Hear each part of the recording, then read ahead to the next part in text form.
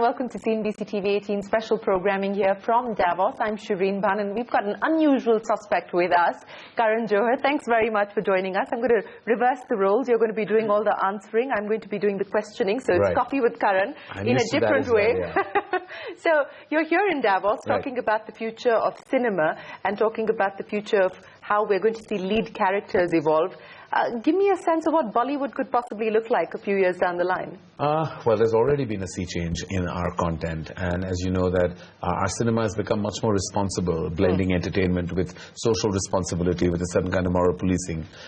This particular year, I mean, you should just see the kind of films that have worked commercially, whether it's the enforcement of women empowerment in the film like Dangal, Pink, you know, which talks about, you know, like issues that are so strong and relevant, but done in a way that is dramatic, telling you that tale so efficiently that it worked so well at the box office. Even where it comes to, you know, not only gender strength but even sexuality in a film like Kapoor and Sons, I think the face of Indian cinema is changing in terms of its texture, its syntax and even its intent. It's no longer just a medium where we were considered a song and dance filmmaking nation that was all about just entertainment. I think if it's just entertainment and it's mindless entertainment and it's frivolous entertainment, somewhere I think the films get lost. But when they come with purpose and of course blended effectively with strong storytelling, with narrative structures that are compelling, characters that are engaging, and yet making a point, I think it's quite a beginning of an era, and I think that's where we are. So what do you think has driven this change? One, of course, the whole business of the corporatization of Bollywood, so to speak. But what do you believe has changed in the way that we're telling stories in India today? Why are we telling these stories? I'll tell you that first. What's changed is, of course, there's always been abundant talent. There's always been the need to tell new stories. But everyone was always restricted by commercial boundaries. Like, you know, this film is not considered commercial. There are lines that are very strongly divided between alternate and mainstream. But those lines are blurred today. Because, you know, what's parallel and what's mainstream, those lines have completely gone blurred. Like, you know, there's no such divide anymore. What's really changed is I believe that there's a strong media policing, a strong social media policing, a strong awareness that has been built within an audience base. They're no longer really like kind of like feeling like, you know, they're being treated shabbily by a filmmaker, that you know, we'll dish out anything and they're ready to accept it. There's so much strong content in terms of, there's so much voice and opinion on everything that is made in cinema that I think the filmmakers suddenly become accountable and responsible. Today when you release a film... Do you feel more accountable today? I feel worried. I feel scared. I feel nervous on that Friday morning that if I do something, a piece of mindless work, it's going to get judged globally by so many people. People are writing blogs, opinions, tweets, Facebook updates. There is so much opinion on what you do that if you do something substandard, it's going to hit you on your face. But if you take all of that opinion so seriously, then are you really telling your own story or the story that you would like to tell? Or is it being molded by what you're drawing in from tweets and blogs and so on and so forth? I can speak for myself, and I think opinions mold a filmmaker. And I think that I cannot be deluded about living in an ivory castle or in a mansion that has no connectivity to the world. I have to be drawn by opinion. I have to be attracted to opinion. I have to be able to see... You care about what people think. I care. I need that validation. I also have to have that ability to see what is correct and what is not. What is just brainless banter is not what I consider opinion. Opinions that I know hit me hard somewhere because I know they're true. When I make a film and I've made that error of judgment, or I've made that mistake, or I believe that it didn't come from a space of conviction or core space of conviction within me, and I know I read it and I know it's true. Give me an instance. Well, I know, for example, say, there was the last act in my film MERYL, which was the cancer chapter, where Anushka succumbs to cancer, which met with very polarized responses. Now, I know that when I structured that part, I know I was always very tentative about it. I was worried, I was anxious. I believed it, but I knew I was anxious. So when it was criticized, I knew it came from a space of truth. I knew that there was something possibly incorrect. But it was a deviation. No, but I wanted to do it because I believed in it. But it's not that I don't acknowledge that yes, it could have been something else.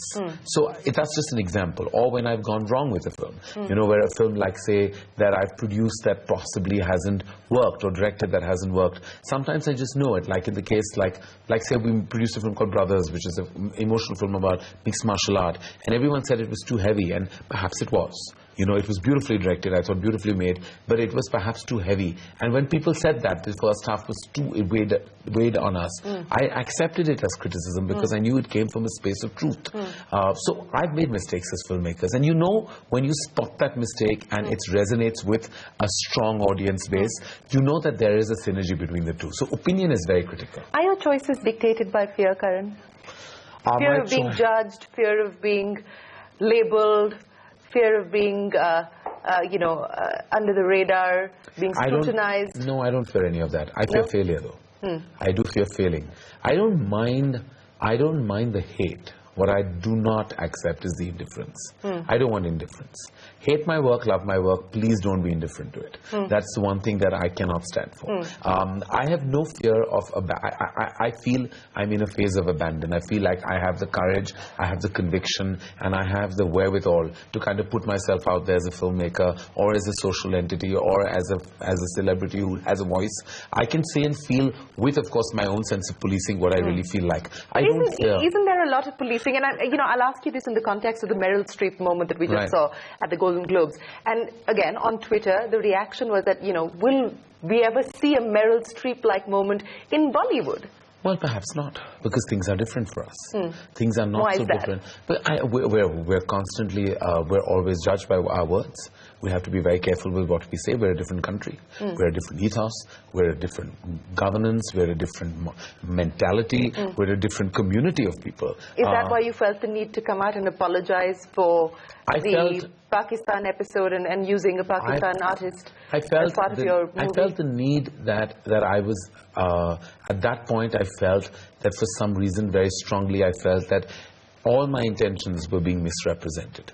And I felt that none of those were my intentions. And to come across anti-national was a feeling I could not bear, because that was never my core emotion. I feel very strongly for my country, and I always have. I just couldn't believe that there were voices on social media or voices in the media in general that were saying otherwise. I may have my thoughts. I have my theories.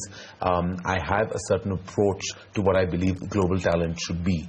And I don't believe that political boundaries, or I believe any kind of sentiment, should come in the way of the larger scheme of things where it comes to talent. But at that point I felt very sad.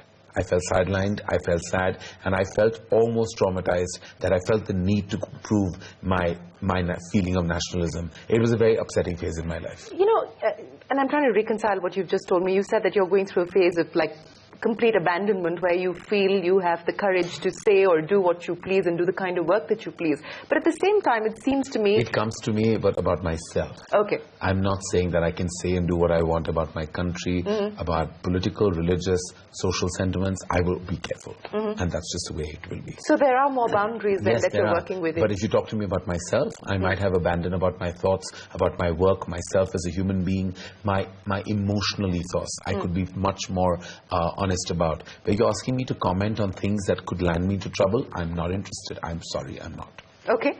That's good to hear. Let me now talk to you about your book, because you've just launched your book literally 24 hours ago. Yes. Unsuitable Boy. Right. Why? There was so much that wasn't conventional about me, and there's so much that will continue not to be. An Unsuitable Boy is a tongue-in-cheek look at the boy at the title. Have you come to terms with your unconventionalness, if I could call it that? I always have. I've never lied to myself about who I am and where I stand in life. In terms of who I am as a personality, as my own persona, my talent, my abilities. I don't think that I was born suitable where it comes to the most conventional way of believing that term. Who came up with the title? I did. Okay. And the coinage is really more irreverent and tongue-in-cheek from the Suitable Boy. So it's really just a tongue-in-cheek approach to that similar existing title. When I see unsuitable, I don't expect you to take it literally. I don't feel I'm unsuitable in various things. In fact, I feel I'm tremendously suitable for the things I do.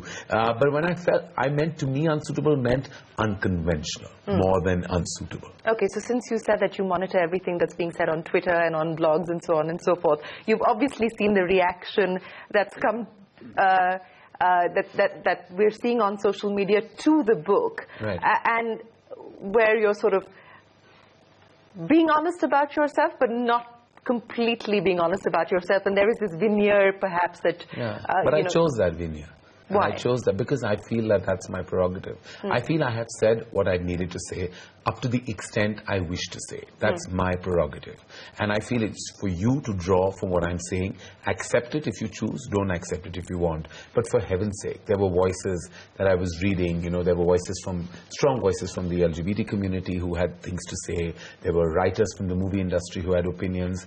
I don't endorse, I don't agree, because I'm in complete disagreement with their approach to what I said. But having said that, that's my opinion, and we're in a democratic country, they're entitled to theirs.